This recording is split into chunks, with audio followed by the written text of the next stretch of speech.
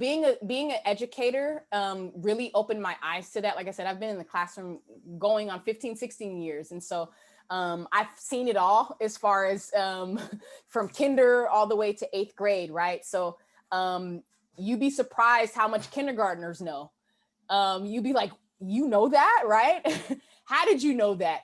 And part of it is, yes, we live in a age where, you know, this right here, I can just tap in, I can ask Google anything. I can, you know, I can look up any article. Like when I was growing up, all I had was the Encyclopedia Britannica. Most of you don't even know what that is, right? Just a big old stack of books that was in alphabetical order. And if I wanted to know something, hopefully it was in that book. If it wasn't, you just didn't know, right? But we're living in an age where not only is technology available, but young people are experiencing things much earlier than say when I was growing up, right? And so I had to look at that as like, if I expect someone to receive me in my truth, well, I have to accept the truth that young people are saying, whether or not I've experienced it or not, or I think because they're a certain age that they shouldn't feel that, or they shouldn't know that, or you know what I mean? Like these types of experiences that youth are having are very real. They are absolutely real and they are valid, right? I remember growing up as a kid, I was feeling and thinking things.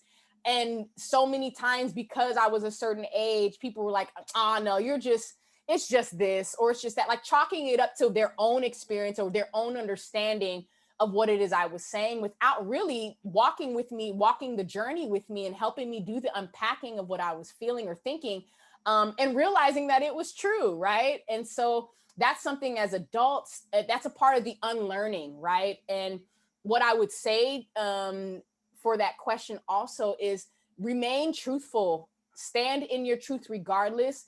Don't allow people who operate in ageism, right? The idea of because you're a certain age, you should only be able to do X, Y, and Z or understand X, Y, and Z. Don't allow ageism to play a part, right? Not to say ignore the wisdom of our elders. No, we won't ignore that because that's important. That is a part of community, listening to our elders. However, or I should say, and taking that wisdom and also being aware of the wisdom that we also embody as well, right? We come with a certain wisdom, right? Our experience, our life experiences, the lessons learned, right? I don't necessarily like to say losses, right? They're all lessons, right?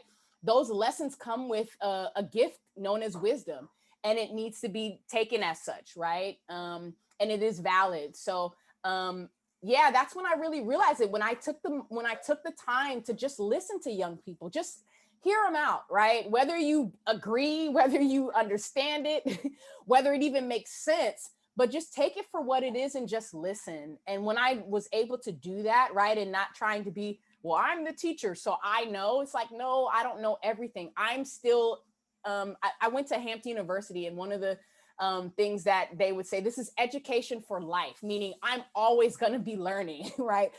Just because I have a degree doesn't mean I know everything. No, there's so much more. And the more that the world evolves and the more that this new world continues to emerge, there's so much more that I have to learn, which means there's so much more that I have to unlearn as well, right? And so there's always going to be this back and forth of that. So if you're willing to engage in that practice, that's a part of the healing work. That is a part of when they say do the work, that's a part of it, the learning and the unlearning, the packing and unpacking, right? There's some things you like, no, pack that away, throw that out. That doesn't need to be a part of it. And then there's some things like, well, actually, let's open that up some more and see where that takes us, right? And it can be scary, right? Because you're hearing all the voices of everyone else saying, it should be done this way, but you're also living in a world that says that way doesn't work anymore, or that didn't serve our community best, right? And so I think that's when I realized that it's time to start listening to young people a whole lot more. Y'all have more answers and solutions than folks who are twice your age. So I love hearing from young people. I love to see, like, you tell me what works, like you tell me what you see for your peers in the future, right? And I can tell you, once I hear that, then I can give you some of my wisdom to say, okay, if that is what you're saying, or if this is the direction you want to go, here's some things that you should be looking at, or here's some things that I want you to consider as you're, trying to figure this out. So feel your feelings. Feel them all. That's what they're there for. They are emotions. It doesn't mean that they are permanent, right? The way I felt about chocolate ice cream as a kid is starkly different from how I feel about it now. Like I'm actually vegan now, right? So it's a very different relationship that I would have with chocolate ice cream. Now I have to do something different about it. So feelings will change, right? Your feelings will change as your experiences will. So it's just best to feel them, so that if you come across someone who may later on in life have felt that or feel what you felt before, you can kind of give them some guidance and shine some light on what that looks like.